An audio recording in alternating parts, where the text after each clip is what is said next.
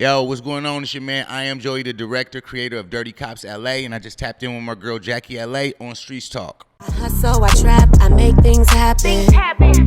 I'm the streets captain. Cause the streets talking, I speak the real. Ain't no capping. I hustle, I trap, I make things happen. Really from the best side. I'm really from the west side. You know we don't play right. You need half up front and the rest on the back end. Everything negotiable, go on and tap in. This game is all about relationships. Any form of abuse can lead to gangs. What's up, y'all? It's your girl Jackiie LA. I'm back again, and I got my boy Joey in the building. You already know. What's up? I mean, you've been doing super big I ain't things know what's lately. up. Ain't know what's up. I'm still up. I ain't went to sleep since yesterday. I told you I was gonna be here, and I'm here. Right. I got off the plane. I almost got divorced and lost a kid or two. Oh. But I'm here. Well, I'm here. So I'm glad you made it. So anything for the Jackiie girl. Come on, woman. it's crazy.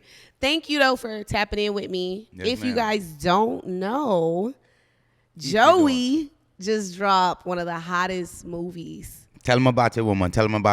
You dropped one of the hottest movies, and you are gonna talk. I'm normal. want me to talk about it? Oh, you don't want me to be that guy? I'm working on that guy for a new movie. Okay, I need you to Don't do that movie yet? Nah, All right. we gonna be right here. She's But hating on the new movie. I'm working on the character for the new movie, and she just put the brakes on him. So all right, cool. So let's talk about Dirty Cops LA. Dirty Cops You LA. just dropped it. Dropped You had a dope feedback from everybody. Like, Yes, from everybody, how did including my it mama. feel? Like, how did it feel like to grasp that energy from the whole city? Well, that part felt real good, but the part of me almost dying and going to jail and killing somebody the night before, that part was a little out of the Before you dropped the ordinary. movie? Yeah, right before we dropped the movie. I almost didn't make it to the theater. I had the movie in my pocket. I'm on the way to the theater. Boom. I hit a nigga on a motorcycle. He go 50 feet into the intersection. The police pulled me over. I'm in the back, and it wasn't going to happen. Is that like a That's part a of true movie? story. No, that's the true story. Okay. We almost didn't have that premiere. Okay. That's okay, a true well, story. I'm glad we had the premiere, but let's talk about like where was Joey before this movie, and how did you get to the point to being able to do your own movie? Joey was shooting content for everybody and their mama. I Right. shot for Nip, Jay-Z, Beyonce, 1500 nothing. Shout out to the bros, 1500 nothing. But I got to a point to where I was working with my other bro, Gatsby, who is Gatsby Randolph. He was working on that movie Project Okay. Hollywood, which turns Right. into Who is Gatsby Randolph. And I just got to the point to where I was sick of being the background guy. I had to take some control and some ownership. So Right.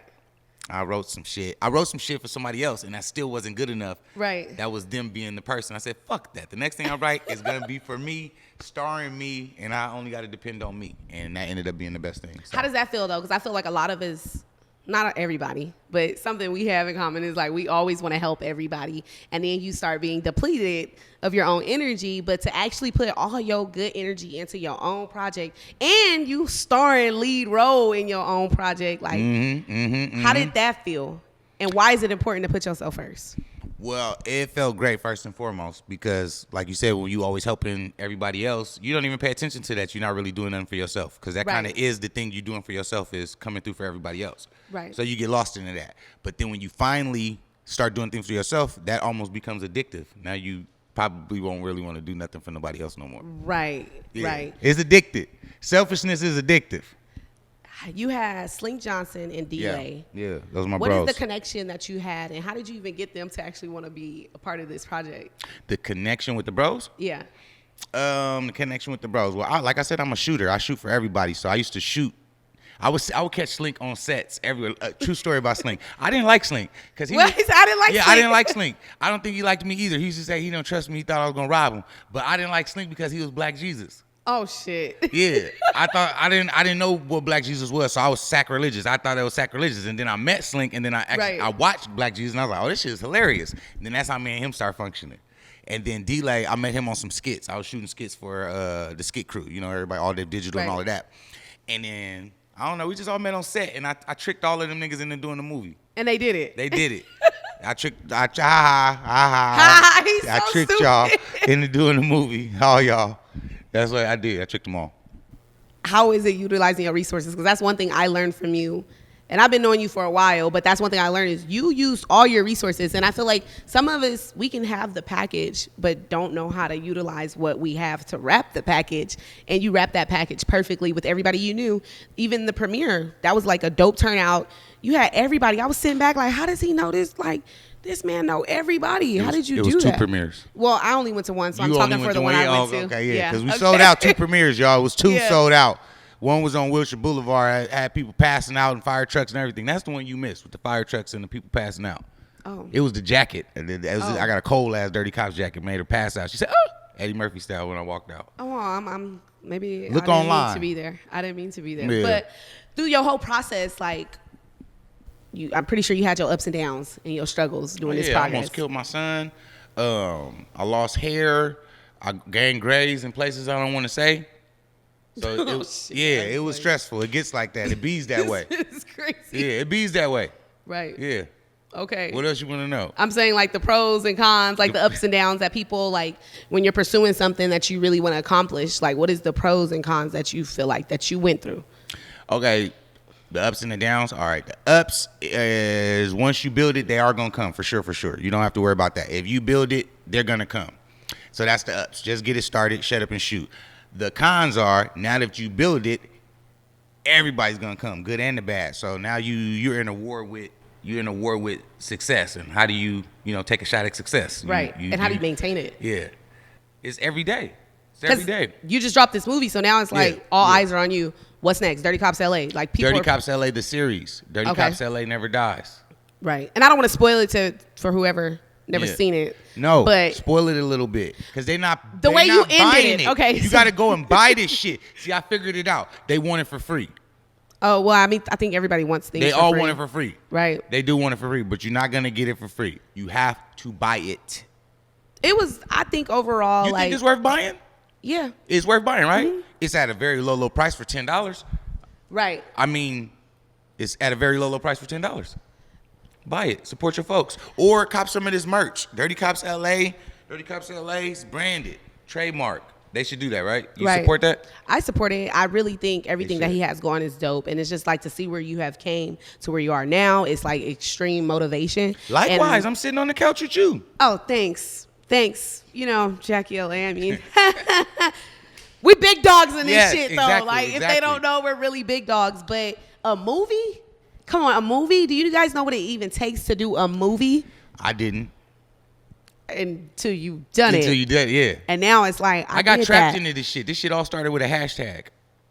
And then? On me. It started with a hashtag. You manifested it. Yeah, you manifested. I'm one of the best manifestors there are out there. I can bring it to fruition easily. But you can also jinx yourself by doing that. It all started with a hashtag. Okay. We started shooting. This was like, an idea of mine, but I believe in throwing that idea out there to see where it goes.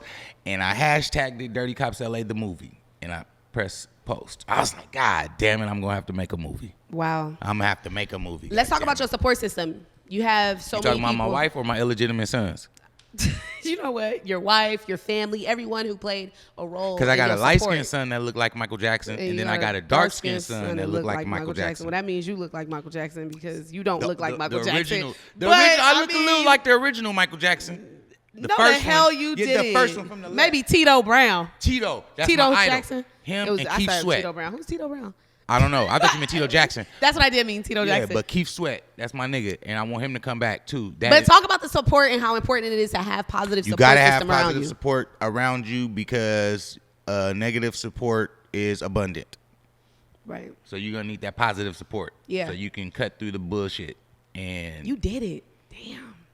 By the hairs of my chinny chin chin, which I don't have many. If you look, I don't really grow facial hair. So it was really hard pulling it off by the hairs of my chinny chin chin. Look, the camera lady looking. See, I don't really have many.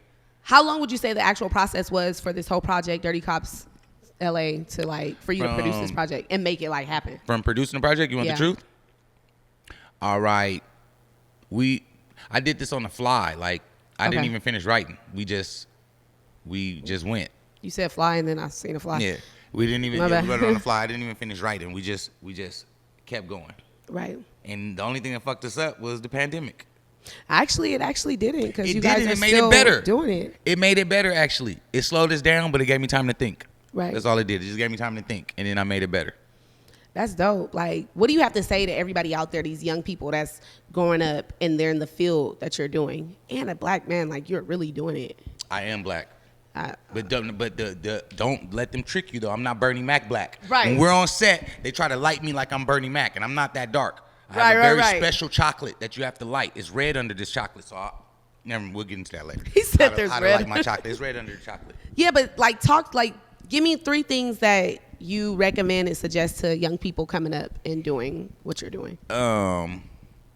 Wise man or woman, I don't really know who said it, but someone was wise because I followed it. Right. They said the only thing you got to do is shut up and shoot. Right. Like I said, we didn't even finish writing. That was the best thing ever, is to not sit there. No, don't get me wrong. You got to be up for the challenge. You know what I'm saying? To be able to rock like that. But shut up and shoot. If I would have sat there and did treatments and location scouting and all of that shit, the movie probably would have never got shot.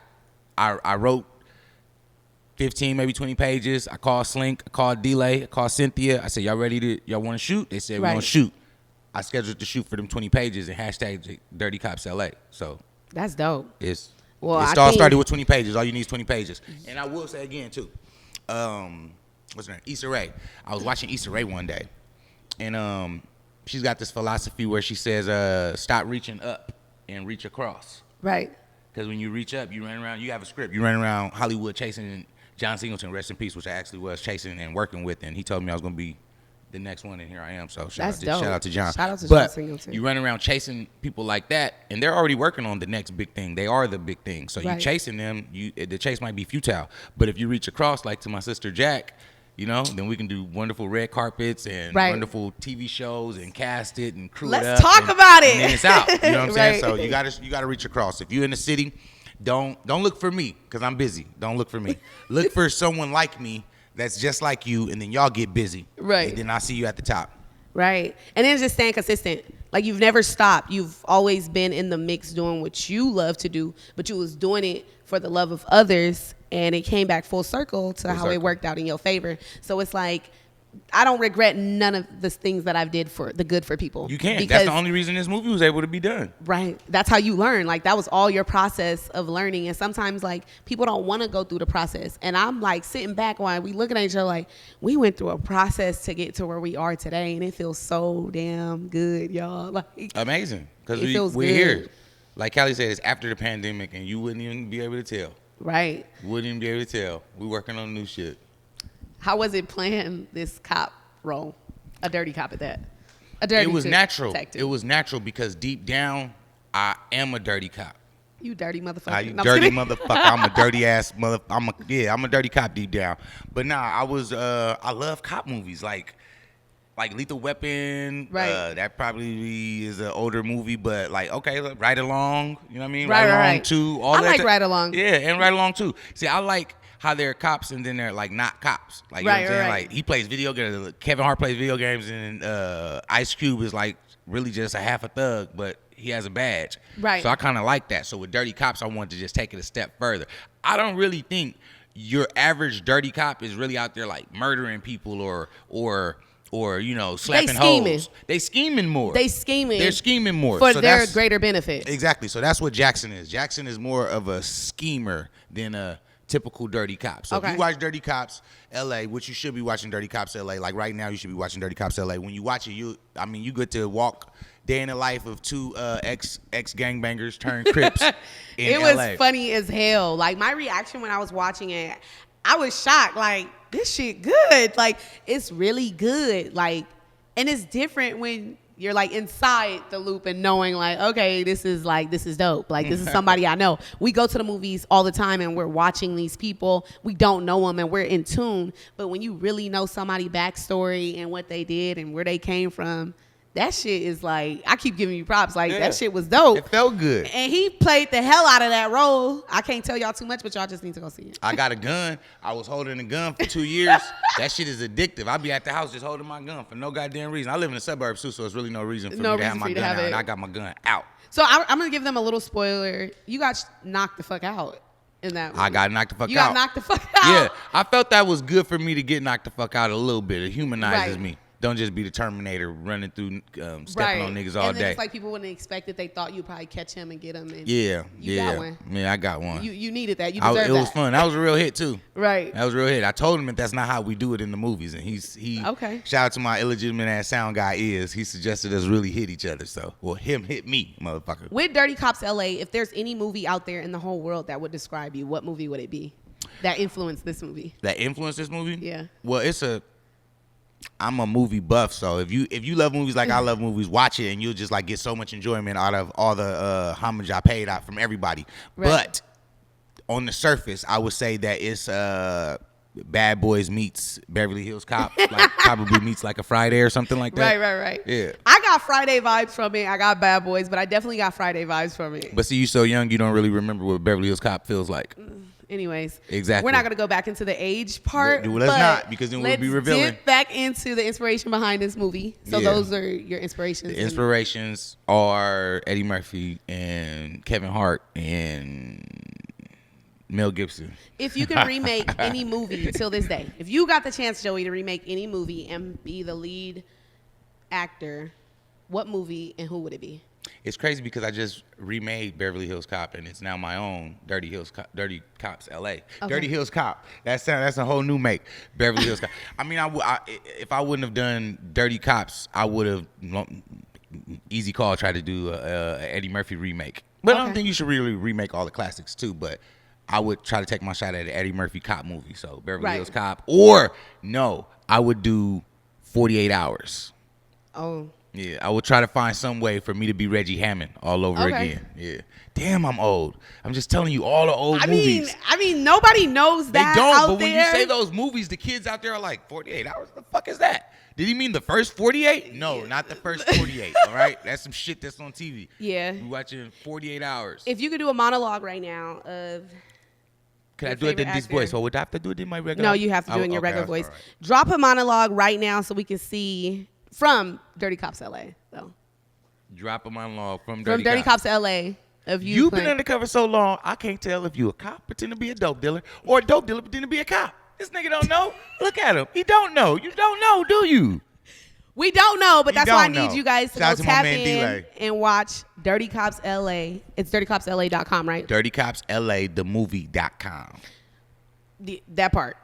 Y'all need to. It's out streaming right now. Go run them numbers up. It's streaming right now, and I got a surprise for y'all. It's going to be on YouTube very soon, but I still want y'all money, so go to dirtycopsla.themovie.com and start paying for that shit. Support me. Fuck the movie. Buy a hat.